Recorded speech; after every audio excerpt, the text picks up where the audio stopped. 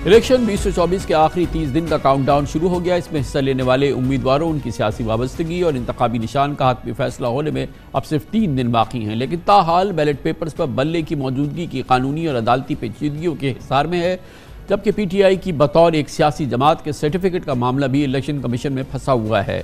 Peshawar high court की 2 मुख्तलिफ single benches बल्ले के इंतखाबी निशान पर 2 मुतजाद फैसले दे चुकी हैं। इलेक्शन कमीशन का PTI को बल्ले से महरूम करने का फैसला पहले मुअत्तल हुआ, फिर बहाल कर दिया गया। आज पेशावर हाई कोर्ट के जस्टिस एजाज अनवर, जस्टिस अरशद अली पर मुश्तमिल डिवीजन बेंच ने इस केस की समाअत की। आज एक बार फिर पेशावर हाई कोर्ट पर PTI की कानूनी टीम ने गैर संजीदगी और गैर जिम्मेदारी का मुजाहरा किया। समाअत के लिए सुबह 9 बजे का वक्त मुकर्रर था, लेकिन बैरिस्टर गौहर खान और बैरिस्टर अली जफर 1:15 बजे तक कमरा अदालत में नहीं पहुंचे थे। उनकी गैर मौजूदगी की वजह से बेंच को 2 मरतबा समाअत मुलतवी करनी पड़ी।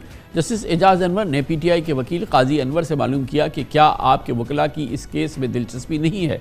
लगता है कि इस केस पर कल चीफ जस्टिस काजी फाइज ईसा की सरबराही में जस्टिस मोहम्मद अली मजहर और जस्टिस मसरत की बेंच ही फैसला कुन कार्रवाई करेगी। ताहम आज समाअत के बाद मीडिया से गुफ्तगू में PTI के रहनुमा बैरिस्टर गौहर अली खान ने इस तवक्के का इजहार किया कि कल पेशावर हाई कोर्ट से ही इस केस का मुख्तसर फैसला आ जाएगा। इससे कबल आज समाअत के दौरान इलेक्शन कमीशन के वकील सिकंदर मोहम्मद ने दलाइल दिए कि 13 जनवरी की तमाम पार्टीज़ को निशानात दिए जाएंगे। इसी रोज़ बैलेट पेपर पर भी प्रिंटिंग के लिए भेजे जाएंगे। कल सुप्रीम कोर्ट में भी इस केस की समाअत है, लेकिन आप फरीक मुखालिफ की संजीदगी देख लें। उन्होंने कहा कि PTI को अगर निशान अलॉट नहीं होता तो उसकी उम्मीदवार आज़ाद तसव्वुर होंगे। अपने दलाइल का आगाज़ करते हुए ताख़ीर से पहुँचने वाले बैरिस्टर अली जफ़र ने अदालत से माफ़ी मांगी और बेंच से उबूरी रिलीफ की इस्तदा की। उन्होंने कहा कि आज फैसला ना किया गया तो करोड़ों लोग पार्टी के हुकूक से महरूम हो जाएंगे। इलेक्शन कमीशन के वकील ने नुक्ता उठाया कि उन्हें बार बार वक्त दिया गया, कहा गया कि इलेक्शन एक्ट और पार्टी के आइन के मुताबिक इलेक्शन कराएं, लेकिन PTI ने अपने मेम्बरान से कागजात नामजदगी तक नहीं लिए। इस पर जस्टिस सैयद अरशद अली ने सवाल किया, जब 13 जनवरी को इंतखाबी निशानात अलॉट होते हैं तो क्या ऐसे में दोबारा इंटर पार्टी इलेक्शन हो सकते हैं। जस्टिस एजाज अनवर ने रिमार्क दिए कि उनका उबूरी रिलीफ दरअसल हतमी सदा है। उन्होंने कहा कि केस पर दलाइल मुकम्मल हो चुके हैं, बेंच आज रात सारी चीज़ें पढ़ेगी। कल सुप्रीम कोर्ट में भी केस है। इस पर बाज़ फरीक़ैन के वकला ने मज़ीद दलाइल के लिए वक्त मांगा तो अदालत ने समाअत कल सुबह तक मुलतवी कर दी। अब कल चीफ जस्टिस काजी फाइज ईसा की सरबराही में 3 रुकनी बेंच इस केस की समाअत करेगी और इससे पहले चीफ जस्टिस की सरबराही में PTI की लेवल प्लेइंग फील्ड से मुताल्लिक दरख्वास्त पर समाअत के दौरान जस्टिस अथरमुल्लाह एक रिमार्क्स में कह चुके हैं कि इलेक्शन कमीशन ने सिर्फ एक सियासी जमात को सिंगल आउट क्यों किया। उन्होंने सवाल किया था कि क्या बाकी सियासी जमातों के इंतखाबात को भी इसी अंदाज से परखा जाता है या देखा जाता है। बहुत अहम मौजू है, इस पर बात करते हैं। हमारे साथ मौजूद हैं जनाब सेनेटर वसीम सज्जाद, पाकिस्तान के नामवर सीनियर कानूनदान भी हैं, साबिक चेयरमैन सेनेट, साबिक सदर पाकिस्तान। बहुत बहुत शुक्रिया सेनेटर वसीम सज्जाद साहब।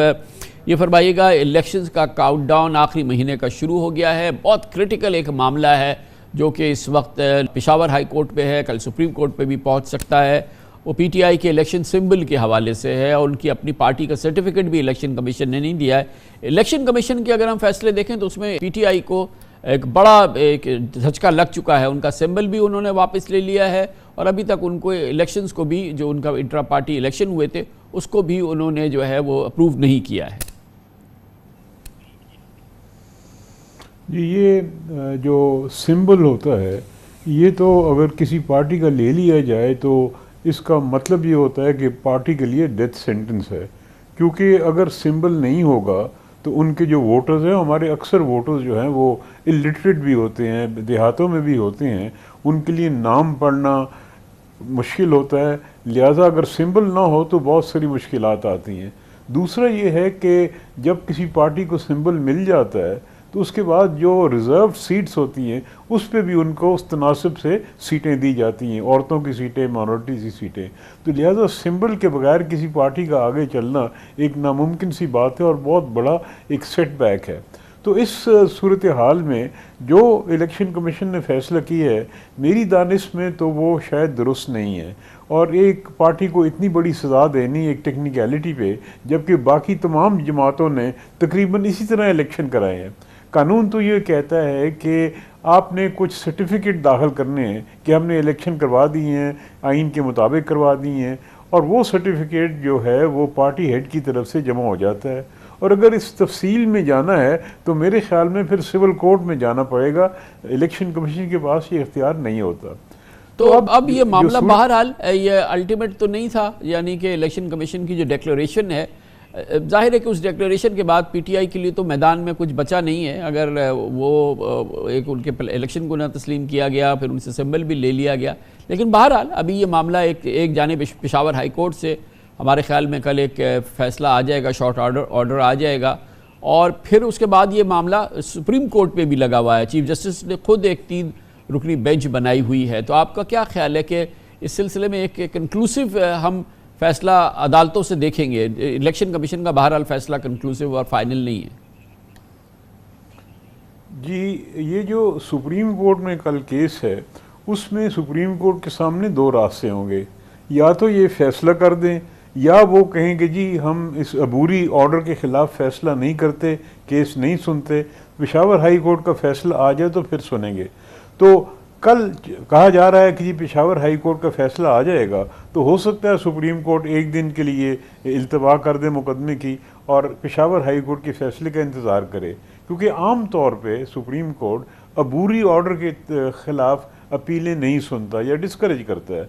तो लिहाजा ये चूँकि एक बड़ा कॉम्प्लिकेटेड इशू है, इसमें कुछ लीगल इश्यूज़ भी आ रहे हैं, एक सियासी मामला भी है, तो लिहाजा मेरे ख़्याल में मुमकिन है कि कल पेशावर हाई कोर्ट के फैसले का इंतज़ार करें और उसके बाद सुप्रीम कोर्ट इस मामले को अगले दिन टेक अप करे। तो लिहाजा बहरहाल देखते हैं, सुप्रीम कोर्ट को ये भी एहसास होगा कि वक्त ये बहुत बताइएगा कम है। कि अब तो हम इलेक्शन में दाखिल हो रहे हैं, इंशाल्लाह 8 फरवरी को इलेक्शन होंगे, अब काउंटडाउन आखिरी महीने का शुरू हो गया है।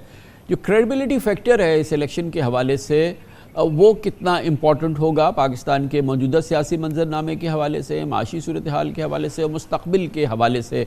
ये वो मुल्क है जहाँ पर कभी भी क्रेडिबल इलेक्शन तो हमने देखे ही नहीं है। तो क्या अगर क्रेडिबल इलेक्शन नहीं भी होते तो ना माजी में कभी फ़र्क पड़ा है, ना मुस्तकबिल में फ़र्क पड़ेगा? क्या ये ख्याल दुरुस्त है? मेरे ख्याल में जी मौजूदा हालात में और जो सियासी शऊर इस वक्त है, और जबकि जो अक्सरियत है वोटर्स की वो यंग वोटर्स की है, मेरे ख्याल में अगर इलेक्शंस क्रेडिबल नहीं होंगे तो इसका ज़रूर असर पड़ेगा, और जो भी हुकूमत बनेगी उसके लिए अमूर मुमलिकत चलाने में मुश्किलात पैदा होगी। और जो पाकिस्तान के अंदर हालात हैं, मुआशी हालात हैं, जो सियासी हालात हैं, वो तो हम जानते हैं। तो इसमें मज़ीद एक कशीदगी आएगी, और अगर सही इलेक्शन ना हुए तो उम्मीद करते हैं कि इलेक्शन कमीशन सही और शफाफ इलेक्शन करवाएगा, और सुप्रीम कोर्ट इस मामले में भी बड़ा एंक्शस है, बड़ा उन्होंने कहा है कि जी हम चाहते हैं कि इलेक्शन शफाफ हों और 8 फरवरी को ही हों। तो हो सकता है कि इन सारी चूँकि इदारे इसके पीछे हैं, बेहतर इलेक्शन हो जाए। लेकिन इस वक्त आपका कहना दुरुस्त है कि अवाम में एक क्रेडिबिलिटी नहीं है, वो समझा जाता है कि भी कुछ पार्टियों को टारगेट किया जा रहा है, कुछ पार्टियों को आगे किया जा रहा है। तो ये एक तासर है जिसका मेरे ख्याल में अगर ख़त्म हो जाए तो पाकिस्तान की सियासत के लिए बहुत बेहतर होगा।